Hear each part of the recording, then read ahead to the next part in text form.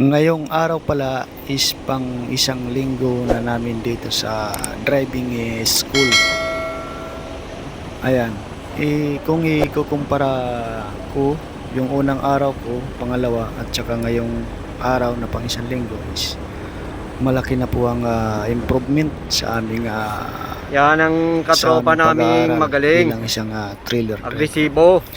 Dahil Pero po yan po sa naman. mga trainer. Dahil po yan sa mga trainer namin dito sa Articulated.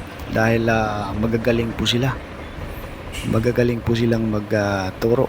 Itinuturo talaga nila yung technique sa tamang pagpapatras ng trailer. Ayan. Ako po yan yung nakasalang na yan. Ako po yan. Ako po ang unang sumalang sa umagang ito. Ayan, malaki na rin ang pagbabago kumpara sa unang araw ko at pangalawang araw. Ngayon medyo nakukuha-kuha na rin yung patras. At saka yung timpla ng clutch na iyayari na rin. Medyo nakukuha-kuha na rin. Pero hindi pa naman 100% nakukuha. Pero kahit paano malaki ng improvement. At kagaya nga po ng nasabi ko kanina ay dahil po yan sa mga trainer, dahil magagaling po silang magturo. Talagang pinupukusan kami at saka hinahayaan kami dyan na mag-atras sa bante. Pinapabayaan kami dumiskarte sa sarili namin. Ayan po. Sa mga gusto palang mag-aral ng trailer, minsan lang po ako magrekomenda. Ito po, inire-recommenda ko po sa inyo si Articulated Training and Driving School Incorporated. Kung wala po kayong experience, totally zero knowledge sa trailer, kukuha po kayo dito ng ganon. Unlimited po yun. Hanggat hindi ka natututo, hindi ka nila pakawalan. Ganon yun.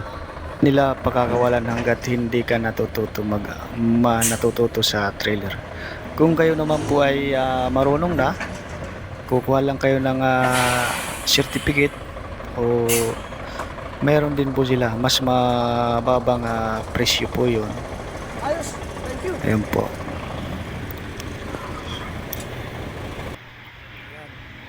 At saka ang kagandahan dito sa Articulated na ito is pwede kang mag-stay-in dito sa kanila. Kung halimbawa malayo yung inuuwian mo, halimbawa taga probinsya ka, pwede ka po mag-stay-in. Inaalaw po nila dito. Maganda naman po yung kanilang driver's room. Maganda at saka naka-AC naman po siya. At makakatulog po talaga tayo ng maganda rito. Yun po ang number 1 na kagandahan dito. At saka pwede rin po tayong magluto. Meron po silang kaldero, meron po.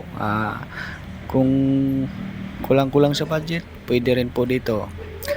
Yun ang nakaganda dito sa Articulated na ito dahil unang-una staying ka na, tapos unlimited pa. Hindi ka nila pakakawalan hanggat hindi ka natututo sa pag-drive ng trailer driver. Ngayong araw pala is medyo maluwag. Nagsibiyahe kasi yung mga trailer. Kaya yun, nakakalabas kami hanggang dun sa gate. Yun, hanggang dun sa kalsada. Paatras dito sa likuran. Kaya medyo mahaba-haba yung atrasan namin ngayon dahil maluwag. Busy yung mga trailer. Nasa biyahe lahat kaya medyo maluwag yung garahe ngayon.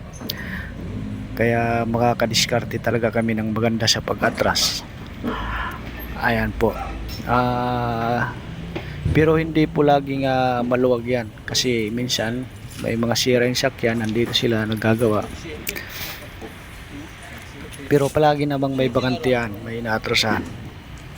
Kahit na puno yan, mayroon pa rin space para sa pag-aaral.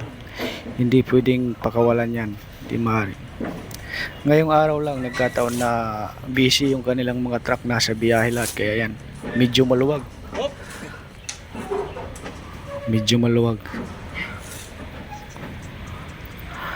Ayan. Ang lupa na ito na sira-sira, ilalim, minsan lubak-lubak, maganda pala to sa mga nag-aaral, sa mga nag-aaral ng driving kasi ma tatsansya mo talaga ang bitaw ng clutch, yung footwork. Bante, Dito bante! kakabisado mo Shitty ka na. talaga dahil mayroong pailalim, mayroong paibabaw. Up, up! Makakabisado mo talaga yung footwork ng iyong paa sa clutching. Shitty na eh.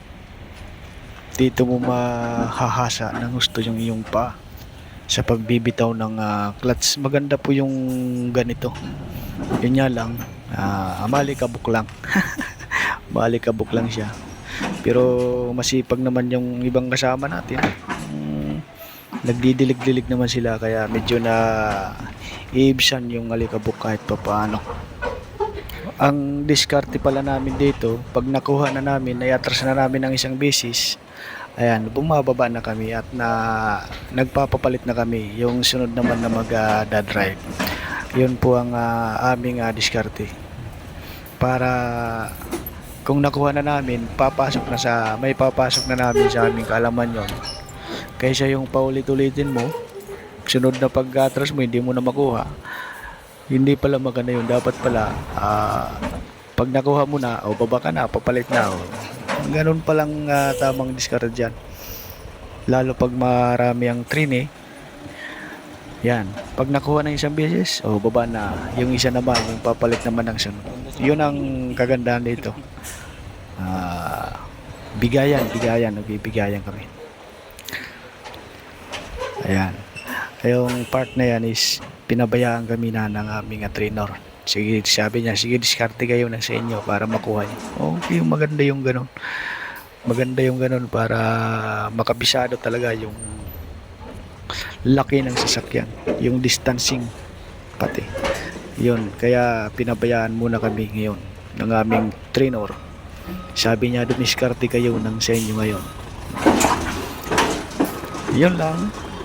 Hanggang dito na lang muna at para makapokus-pokus sa pag-titraining. Kung bago ka pa lang sa YT channel ko, please subscribe my YouTube channel. Salamat at bye-bye sa inyong lahat. Ayan po yung trainer namin, si Randro. Si Randro po yun, yung naglakad. Ayan naman, si Sir Jim. Si Sir Jim po yun, magagaling po ng mga trainer. Magagaling po sila na trainer. Yun lang. Bye-bye.